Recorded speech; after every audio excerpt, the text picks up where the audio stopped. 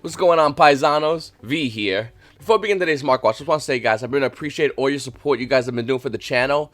It's been growing tremendously. I actually added the Discord link in the description box this time, in case anybody wants to join the description Discord, as well as my other links, my Patreon, which I just updated, as well as the Yu-Gi-Oh! Mark Watch Facebook page, which has been growing significantly. We're almost at 4,000 members for a page that I just wanted to create, just to, to spread the word about cards when I'm not doing my videos, for people to talk to amongst each other. And we're almost at 4,000, and it won't be surprising we'll see this page grow to 5, 6, 10 easily. And thanks to you guys for your support. Before I begin, I just want to say, make sure to type in your questions down below, or any comments you have in the comment section down below. Hashtag Q4V will get your question answered at the end of my next Market Watch. Also, since you're already down there, hit the subscribe button, bell notification, hit that like button. Now, guys, right into the market, we just finally got unlimited versions of Savage Strike. Look at the prices we're seeing drops happen immediately. Fantastical Dragon Phantasma was $115. Look at it right now, it's roughly around $108 to $109. It's not significant of a drop, I'll give you that, but it's still dropping. And this is debut day for a lot of card shops, as well as like Walmart and Target, for this special edition of Savage Strike. So I wouldn't be surprised if this card drops even more so. Now, it's not going to tank in value, but it's going to drop significant enough that a lot of you players can have easier access to this card. And once again, if you want the first edition, you just got to wait. You just got to pull. I'm waiting personally. I just advise everybody to wait because eventually this card price will decline. Will it go up in value? Probably. But it'll have an instant decline due to the fact that we're going to be seeing a lot of Savage Strike Special Edition be thrown out around the market. Look at cards like Pot of Extravagance. Once again, this card went from $75. A couple days ago, it was $60. Now we're seeing this card roughly around $54 up to $56 and dropping. Pot of Extravagance is still a phenomenal card. It just have a right deck to fit in. Once it does, though, I expect this card to go back up in value. Borderlo Savage Dragon was $25 for a good amount of time, and now we're seeing it at $19. Psychic Wheeler was $14 like 2 days ago. Unlimited versions of this card coming in roughly around $11. Witcher Strike is dropping more, and you know what? I do like Witcher Strike at $10. I like it a lot more at $8, in my opinion. I think this card's a phenomenal card, and I can't wait to grab some of these myself. I don't have any yet, unfortunately. I just haven't had time. I've been running around. I just recently updated Patreon and Discord for the YouTube channel. Like I said, guys, I would love if you join. But yeah, I haven't got any, so I'm looking forward to grabbing some of these. Probably about this weekend, maybe around next Wednesday is probably my favorite day to grab this card. Maybe a little earlier. Once again, I'll cover that on my next Market Watch come those days. Sunlight Wolf is finally declining in value. Thank you, Senpai Sunlight Wolf. Oh my god. Okay, so this card was $12 at hype price. And it was selling. It wasn't like just $12 and we didn't know what was happening. It was selling at $12. It's finally come down to under $7. Once again, today's debut day of Savage Strike Special Edition. We still have time to see this card go lower in price point. Maybe Sunlight could be $1, like every average card. Now, even $1 for a rare is insanely high in price. But since it's meta play, yeah, $1. Not $7, $8, $12. Current price point of $7 is not bad. Once again, I'm glad everybody, if you did wait, you can wait a little longer. I guarantee you by Monday, Tuesday of next week, you're ready to grab these cards for way cheaper than what I currently am showing you right now. Just giving you a heads up.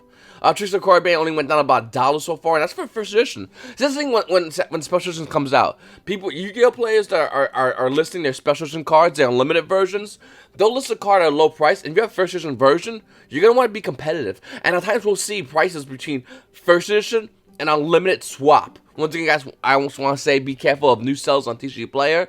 I've been talking to the guys with the Discord. We've seen a couple of issues, a couple of bent cards coming out, and there's pictures on Discord as well. So please be careful about this. World Legacy Guard Dragon was another card that was roughly around $6. We're seeing it roughly around now $4. Still not. I mean, that's the thing about Guard Dragons. They're not going to be used until we have Crystal Needlefiber. Now, as far as the release of Crystal Needlefiber, I thought it was going to be Savage Strike. I really did. But now that we know it's not in Savage Strike, could it be in Dark Neostorm? Could it be in Dual Power? I doubtful, actually. Dual Power is ultra rare. Unless Konami is going to totally flip us around and make it ultra Needlefiber, which, I don't know. I'd rather a secret rare. I think, personally, Konami is going to release Crystal Needlefiber in the battles of Legend, whatever, Light's Revenge, or whatever set coming out by Nationals. That's the greatest way Konami can promote the set and make a lot of sales in a short amount of time, because Yu-Gi-Oh players are going to be wanting that. Especially Yu-Gi-Oh players still holding on to cards like War Legacy Guard Dragons, and Guard Dragons in the deck core, which I personally have. Hopefully you guys grab yours as well. I'm not saying it's going to go crazy high in value. This might, though. Well, we have to see what happens with any kind of reprints or releases. Looking at other cards, though, not really crazy surprising. The White Rose Dragon, the promo is like $1.70, and it's declining in value. None of the promos are really crazy high in value, to be honest with you. Looking at other cards like Fusion of Fire and Salamander Great Violet Chimera, they're about dollars. This is how rare it should be. $1 if it's seen a lot of play. It should not be no crazy high price point. There's also TG Trident Launcher, which is not a bad. It's under $1 for a secret rare. I actually have about 3 of these. And then there's Trickster Crimson Heart. I covered this card last week, and something weird was happening. Now, this is the special edition version. It was super rare. It's under $1, 68 cents. Look at Trickster Crimson Heart, the Shonen Jump Ultra Rare. We're seeing now around $4.70. That's lower than its $8.72 market price. And the thing about this card was, last week it was $15. This is someone out there that's just doing random buys of cards and just not knowing about the market. So once you find that guy, make him subscribe to the channel if he's not subscribed already. Moving forward, looking at the cards like Nightmare Phoenix, which has a $3.70 market price, and we're seeing it around there, almost near $4 for a Nightmare Phoenix. Once again, this card only came out in Flames Destruction. We only had one printing. I think Konami, in order to promote dual power even more, is reprint all the Nightmares.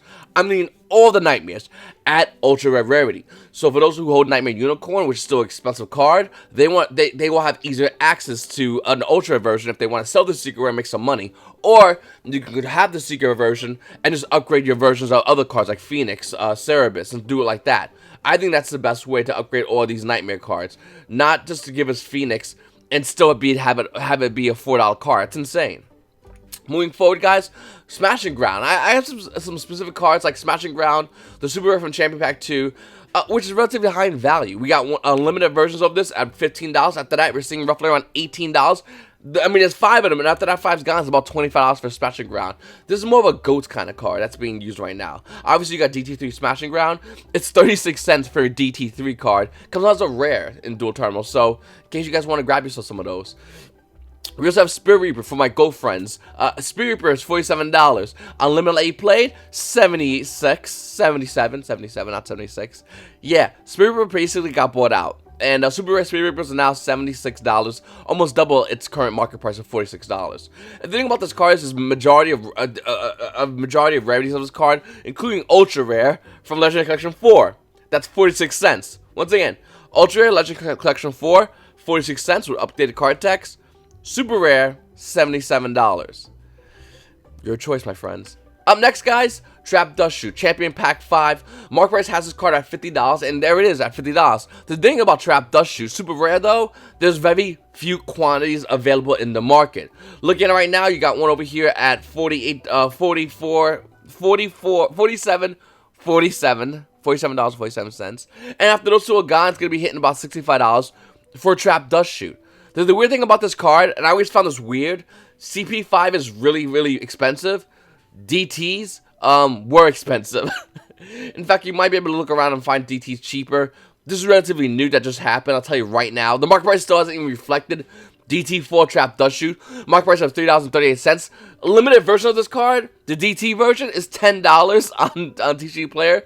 After that, it's $15. The guy controls 9 of them. So, yeah. Ignore what I was about to say about DT4 Trap Dustshoot being cheap.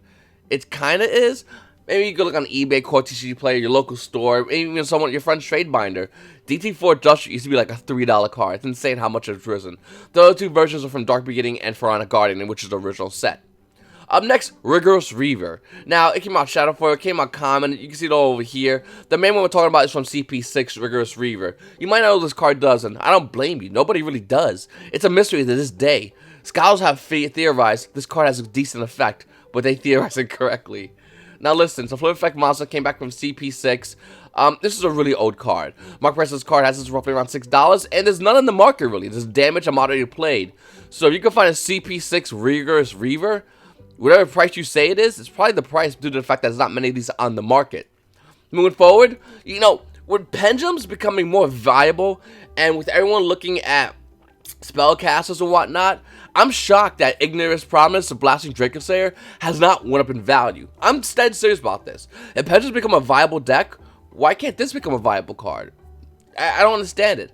Now, obviously, if you want your Ignis of Promise and you don't want the Ultimate Rare, you still have, you know, Ultra Rare that came out, that's about 73 cents, came out Clash of Rebellions. You still have that, okay? That's still yours. You have Infinite Gold, but you play Pendulums, so you might have a little bit of, like, I don't hate myself that much. Who knows, though? You play Pendulums. But looking at Ultimate Rare, Ignis of Promise, the Blasting Dracoslayer, market prices of those cards roughly around $5. It's Ultimate Rare, came out Clash of Rebellions. Unlimited Let You Play, that's $6 for Unlimited. For first edition, it's around 11. I'm telling you right now, there's only 2 pages. First edition is 11 on page 1. The guy has 3 of them.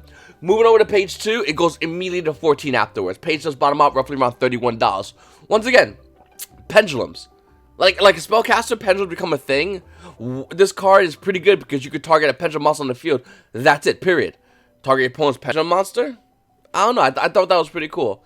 Anyway, moving forward, cards like Necker Valley also pretty hard to get. Necker Valley Ultimate Rare from Astropack 4 used to be a $20 card. That was it, flatline 20. Initially spiked when Great Cubers got support. That didn't really pan out. And it's still, Necker Valley Ultimate Rare has not went back down in value. Market price has this card roughly around $27, and we're seeing it around $28. Now, after that one listing's gone, Necker Valley becomes a $32 card. Okay? So once again, it's $28, and after that it becomes a $32 card like that. For a card that was $20 forever is pretty insane. Also, for a card showing no viability or play within the meta, is also a weird price point for Necker Valley. Who knows? Konami can actually make this deck good again with maybe a Great Keeper Link monster. It'd be kind of cool to see. Moving forward, guys, Roaring Magical Library. There's a bunch of rarities over here, but mainly the super rare version from OTS Tournament Pack 7 is pretty good. Market price of those cards roughly around $3.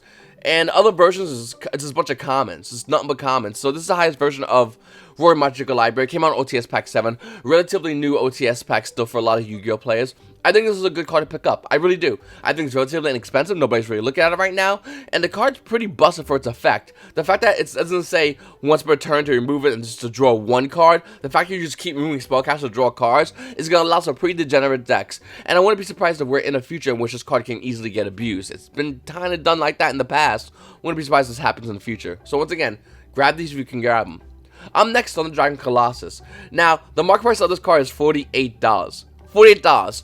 Last week, Thunder Dragon Colossus was $50. That's it. $50 for Thunder Dragon Colossus.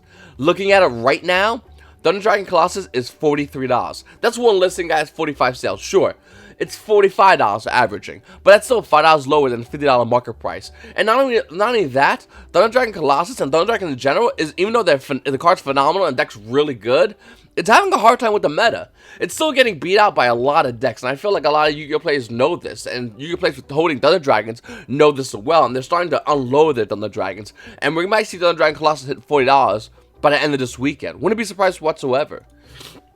Next, Magical Musketeer Last Stand. I hate saying Magical Musket or Musketeer. It annoys me. The original name is Magibullet. That's the way I to this day I still think of these cards and I have to like rethink and not call them Magibullets. Anyway, this card was bought out last week and that price point was pretty high in value. It was insane, to be honest with you. I said not to buy it, I said wait. The price point will eventually cool down, and it kind of is doing that. And I think it still can cool down. But looking at Last Stand, market price of this card roughly around under $3. And we're seeing it for about $3. I mean, after that one's gone, it'll be roughly around $4. So there's only one. There's one over here for like 2 and change. We'll see around $4. But once again, be careful of these new sellers. Please be careful. I know so many people will be like, V, what the hell? It's not fair. You know, I'm a new seller. Hey man, I used to be a new seller as well. The difference is a lot of these new sellers are just not doing they're not doing right by the people that buy from them. And it's really unfair, and a lot of Yu-Gi-Oh players have to wait longer to get the cards if they can even get their cards. TC plays really good like that, but still, just please be careful with the new sellers. I always caution you guys on that. Market price of this card is currently roughly around $4, let's just say. It's still going to drop lower in value. I think Magical Musketeers are still a great deck. I don't know if the new cards are going to make them more viable, more playable. I still think they're good, though, and I personally am keeping my own Magical Musketeer deck. Next is System Down. You know what I love about System Down? I mean, love about this card. I'm dead serious, by the way. I love the fact that when it's meta, the price hits insane value. But when it's not meta, the price tanks almost immediately. And it's been a while since I covered this card. I actually kind of forgot about System Down. I really did. But looking at it right now, sitting down, the ultimate rare version I'm talking about, which came out in Cybernetic Revolution, market price of this card's about $8. $8, unlimited lightly plays about $6.50. Now, I know what you say, V, I want to get first edition, sure, and I agree with you. But realize, whenever System Down shows any kind of viability within the meta, even unlimited prices double and triple in value. Looking at it right now, it's $6.50 for unlimited System Down. This is a great buy. As far as first edition versions, that might be a little bit hard to find. Let's see if we can find some first editions.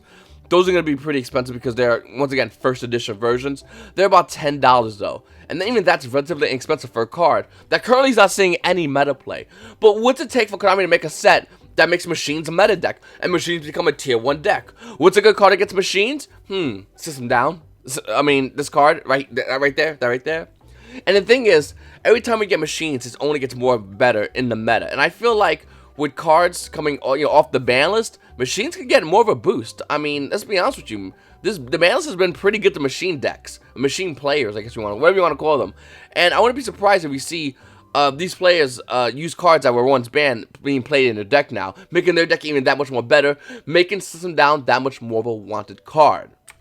Moving forward, Harpy Featherduster. Now, I keep covering this card back and forth because I really want you guys to understand that with the bans coming out, this card is going to be needed, especially this version. This is the highest version besides the $300 one, which is insanely stupid. I'll get to that in a second. But looking at Harpy Featherduster, Prismatic Secret Rare, came out from Stairway to Destiny Duel. Market price is around $13, and when we look over here, for lightly played, it's actually went down. It's around $8.50, $8.45 for this card. Harpy Featherduster is down the market right now. Nobody's talking about it. Nobody's looking at it. Everybody's focused on Phantasme and Savage Strike Special Edition and Power Duelist and the ban list. They're focused on all this, but they're not looking at the real cards, which is Harpy Featherduster. If this card comes to one off the ban list, it will spike in value. It will easily be a $30 card. Mark my words. Now, you don't want to buy Harpy Featherduster, no big deal. You want this version. I thought I had another version on here. Anyway, you don't want the version. I mean, you can always buy the super rare. That's around $550. It used to be $300. Market price is about $250. Now it's $550 for the super rare. Once again, this is collectors only. I would not recommend you buy that card. It's really, if anyone buys it and plays it, they're idiots in my opinion. I think it's horrible. But if you don't want to buy the Prismatic Secret Rare, you can buy the regular Secret Rare version of Harpy Featherduster. The only problem is they're getting around the same price as the Prismatic Secret. This will go up in value first, and then this. There's limited quantities of this version of the Joey's World Secret Rare. But Stairway to Destiny Prismatic Secret Rare is the one everyone's going to be playing with. It is what it is. All the competitive players are going to be going to this one. And then they'll go to this one if they can't buy any more of the Prismatic Secret Rare promos. Up next, Electro Knight. Now, I don't think it's going to come off the bans. I'm going to be honest with you. I really don't. But what if it does? What would happen to the price of Heavy Metal Foes Electro Knight if it comes off the ban list? And before you go, V, that's stupid. It'll never come off the ban list. We're getting a structure deck for Pendulums. Spellcasters Pendulums in particular. Coming out soon. No. If Konami wants to promote their product, what better way to promote your product than to give players access to 2 or even 3 Electro Knight? Like, what perfect way to go, hey guys, we want you to buy this Pendulum structure deck. Some players will go sure, some players will go no. And they'll go, okay, how do we get more players to go yes? I got it. Give players back Electro Knight, and then they'll have access to more better ways to use their Pendulum monsters. Sales. It would be a smart move, and a move Konami has done in the past for other decks, and would do in the future for this deck. Now, once again, I personally don't think it would happen, but if it does happen, it's one of the things that won't surprise me. Can anything surprise you at this point with Konami? With the things being sold out, Konami swapping up product for Yu-Gi-Oh players at OTS stores, releases of products, spoilers, all this stuff happening. Anything can go, and seeing Heavy Metal Foes actually come to 3 won't surprise me whatsoever. Moving forward, there's the other one. Moving forward, Mecha Phantom Beast Draco Sack. Now, I'm not sure if these spellcasters are going to have any level 7s, but just in general, I've noticed Mecha Phantom Beast Draco Sack has gone up in value. And I'm not sure about anything about rank 7s. I don't know about rank 7s, any cards coming out that are viable with rank 7s, but Mecha Phantom Beast Draco Sack was always like an $8 card. The Megaton version was around like 7 and change, and the original print was $8. Looking at it right now, it's going higher in value. I mean, we'll talk about the Megatons real quickly. Market price of Megatons is around $7. We're seeing it here at $11. Once again, higher than its normal price point. Looking at Lore Attack and Galaxy, Mecha Phantom Beast Draco Sack, $11 market price, and we're seeing unlimited around 11s. And then as far as first edition Draco Sacks, they're roughly around $14. It's going higher in value. It's something we cannot, it's not negotiable. It's definitely going crazy high in value. And I personally don't know why. I really don't. But what I do know is if something's going high in value, you might want to grab it before it spikes too high. Or if it shows viability with the limited quantities on the market, it's going to get some really dumb numbers. Phantom Fantasy Dragon Stack back in the day used to be $150. You don't think it'll hit that price point with only 2 printings? One in the last one being 5 years ago? Yeah, I think I easily will hit that price point. Also, looking at number 11 Big Eye, no shocker, $19 market price. The card's not $19. It's about $34 for Big Eye. What's going on with these 7s? Is there a correlation or is this coincidence? Next, Monarch Erupts. Now, I'm not talking about the common versions. I'm not talking about the super rare versions, but I am talking about the super rare versions from the original set. Negative super versions actually are about $5. Okay, sure. But looking at Primal Origins Monarch Erupts, there's only 5 listings in the market for this. That's it. Market price has card roughly around $5, and Unlimited Near Mint is about 8. First editions is around $9. So only ones of those. The price point ends around $10 for Monarch Erupts. Really interesting to see what's happening with this card. As you know, even though True Dracos are slowly starting to move their way back into the meta, they're definitely not fully in. I would definitely consider True Dracos a tier 1.5 deck, definitely a love deck, and to see Monarch Erupts being a card for them to be used, it's really good. It's good against a lot of things, you know, like Salamangrates going first turn, Monarch Erupts against Salamangrates, pretty good opening turn. Up next, Artifact Sanctum. Now here's the way it gets weird. Near mint versions of Battles of Legends Secret Rare Artifact Sanctums are $6, matching its market price. Artifact Sanctum for the Megatons are about $6. A little higher, the market price is about $4. Sure. Original print Artifact Sanctums are different. I mean, we're talking completely different. Market price has Artifact Sanctums around $4, and Unlimited Lightning Plates are around $9. First editions are about $9.45, almost near $10 for Artifact Sanctum. Yu-Gi-Oh! Players are opting to play the original first edition over the new, improved secret rare versions, which is something rarely happens in the market. To be honest with you, I've seen this in the past, but it's not as dominant. It's mostly the newer, updated card text, higher rarity, in this case, secret rare over ultra rare versions of Artifact Sanctum.